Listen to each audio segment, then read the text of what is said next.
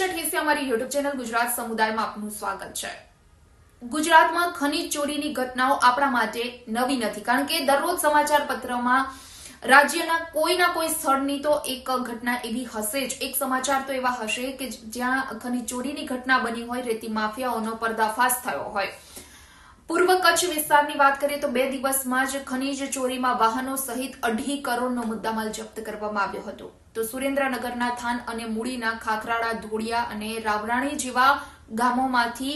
જે ખનીજ ચોરી થતી હતી ત્યાંથી 50 લાખનો મુદ્દામાલ જપ્ત કરવામાં આવ્યો। વહેલા રાજકોટના ઉપલેટાના ઢાંક ગામમાં પણ ખનીજ ચોરીની જે ઘટના ઘટી અને તેમાં 66 લાખનો મુદ્દામાલ જપ્ત કરવામાં આવ્યો હતો। તો ગીર સોમનાથ જિલ્લાના સિંધાજ અને ગોવિંદપુર ગામમાં જે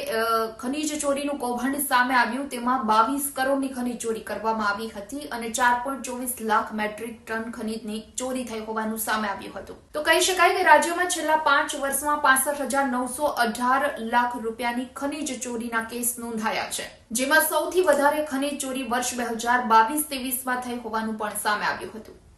તો ખાણ અને ખનીજ શાખા દ્વારા જે બિન અધિકૃત ખનીજ ઉત્ખનન છે, પરિવહન છે અને સંગ્રહ છે તેને રોકવા માટે નિયમિત રેડ પાડવામાં આવતી હોય છે અને કાર્યવાહી કરવામાં આવતી હોય છે, પરંતુ કહી શકાય કે મેળ મિલાપ વગર આટલા મોટા પ્રમાણમાં ખનીજ ચોરી થવી એ શક્ય જ નથી અને જેના કારણે જ હવે હાઈકોર્ટે પણ લાલ આંખ કરી છે અને રાજ્ય સરકાર અને પોલીસ તંત્રને તાત્કાલિક ધોરણે આ ખનીજ ચોરીને અટકાવવા માટે તાકીદ કરી છે। જી હા,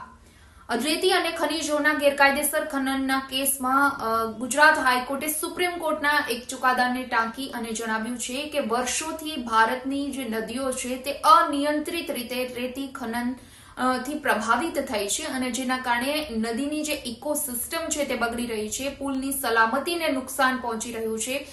આ સિવાય નદીના પટ અને માછલીના સંવર્ધન પણ નબળા પડી રહ્યા છે। ઘણા બધા જીવો એવા છે કે જેમનું કુદરતી નિવાસસ્થાન છે તે પણ છીનવાઈ રહ્યું છે, જેના કારણે જ હાઈકોર્ટે જણાવ્યું છે કે હવે રાજ્ય સરકાર અને પોલીસ તંત્ર આગામી સમયમાં આ ગેરકાયદેસર રીતે અનિયંત્રિત રીતે જે રેતી અને ખનીજની ચોરી થઈ રહી છે આ ચોરીને નહીં અટકાવવામાં આવે, રેતી ખનનને નહીં અટકાવે તો પછી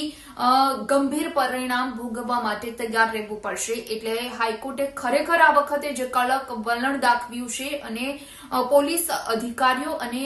સરકારી અધિકારીઓ, સરકારી તંત્રને તાકીદે આ ચોરીને અટકાવવા માટે જણાવ્યું છે, કારણ કે મોટા ભાગના કેસમાં એવું બનતું હોય છે કે ખાણ અને ખનીજ શાખાના અધિકારીઓ દ્વારા જે તે જગ્યા પર રેડ પાડવામાં આવે છે, રેડ પાડ્યા બાદ મોટા ભાગનો મુદ્દામાલ પણ જપ્ત કરી લેવામાં આવતો હોય છે, વાહનો પણ જપ્ત કરી લેવામાં આવતા હોય છે,